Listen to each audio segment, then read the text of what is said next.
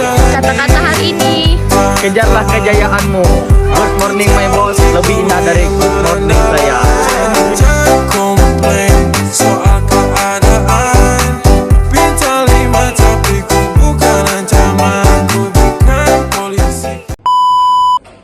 Assalamualaikum warahmatullahi wabarakatuh.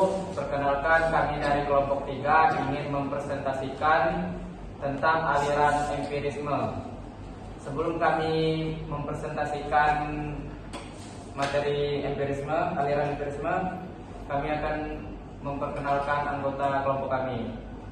Saya sendiri Muhammad Putra Arafi. Dan saya sendiri Armada. Saya Dita Zahra. Saya Syahdi. Baik, materi empirisme akan dijelaskan oleh teman kami, Reisha Anjeli. Baiklah, di sini saya akan menjelaskan tentang empirisme. Empirisme berasal dari kata Yunani, yaitu empiria, yang berarti pengalaman. Dalam filsafat, empirisme adalah aliran menyatakan bahwa pengetahuan manusia bersumber dari pengalaman indrawi, yaitu melalui panca indera. Artinya, manusia memperoleh pengetahuan bukan bawaan dari lahir, melainkan dari hasil pengalaman dan pengalaman hidupnya. Empirisme menurut John Locke menyatakan bahwa semua pengetahuan berasal dari pengalaman indrawi, bukan dari ide bawaan atau empiris mental. Locke menggunakan konsep tabula rasa atau kertas putih yang menjelaskan bahwa pikiran manusia lahir dalam keadaan kosong. Dan kemudian saya akan menjelaskan tentang biodata John Locke, yaitu nama lengkap John Locke yang lahir pada 29 Agustus 1632 di Wellington, Inggris. Wafat 28 Oktober 1704. Pendidikan di Universitas Oxford. Locke dikenal sebagai filsuf, dokter, dan ahli teori politik. Sekian dari saya.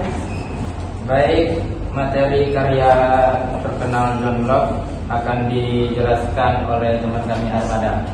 Baik, John Locke ini mempunyai 3 karya yang terkenal. Yang pertama tentang empirisme dan teori pengetahuan, yang kedua tentang teori politik dan hak asasi manusia, dan yang ketiga tentang pendidik, moral, dan intelektual anak. Baik, materi pokok-pokok pikiran John Locke akan dijelaskan oleh saya sendiri. Pokok-pokok pikiran John Locke ada 4. Yang pertama, tabula rasa. Menurut John Locke, jiwa manusia saat lahir adalah seperti kertas kosong atau tabula rasa. Tidak ada ide bawaan di dalam pikiran manusia sejak lahir. Semua pengetahuan muncul dari pengalaman yang diperoleh melalui indera dan refleksi. 2 sumber pengetahuan. John Locke membedakan 2 sumber utama pengetahuan.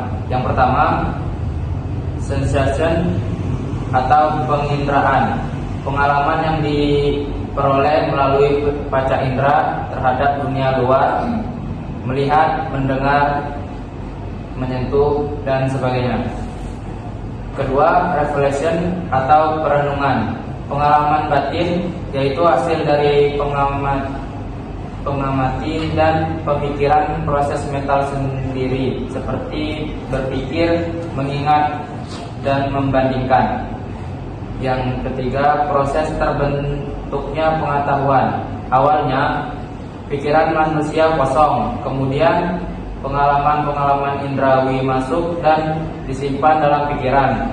Dari pengalaman itu, manusia membentuk ide-ide sederhana yang kemudian bisa digabungkan menjadi ide-ide kompleks melalui proses berpikir dan refleksi. Yang terakhir, penolakan terhadap ide bawaan. John Locke menolak pandangan rasionalisme seperti René Descartes yang menganggap bahwa manusia memiliki ide bawaan sejak lahir. Baginya semua ide berasal dari pengalaman, bukan dari akal semata. Baik, materi implikasi empirisme dalam pendidikan akan dijelaskan oleh teman kami, Dita Zahra. Baik, di sini saya akan menjelaskan tentang implikasi empirisme dalam pendidikan.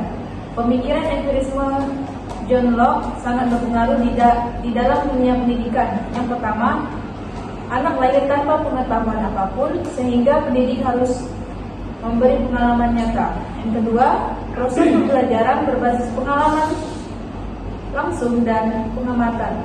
Yang ketiga, guru berperan sebagai pembimbing yang menyediakan lingkungan belajar yang kaya pengalaman. Yang terakhir, penekanan pada pembelajaran praktik, eksperimen, dan observasi dibanding hafalan. Baik, sekian dari kelompok kami. Jika ada salah kata, kami minta maaf. Saya akhiri. Wassalamualaikum warahmatullahi wabarakatuh. Kelompok 3. Tapi kan apa lagi? Kalau semua langsung Negara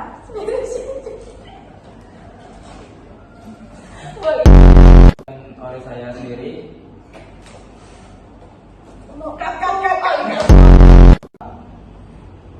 Tentang teori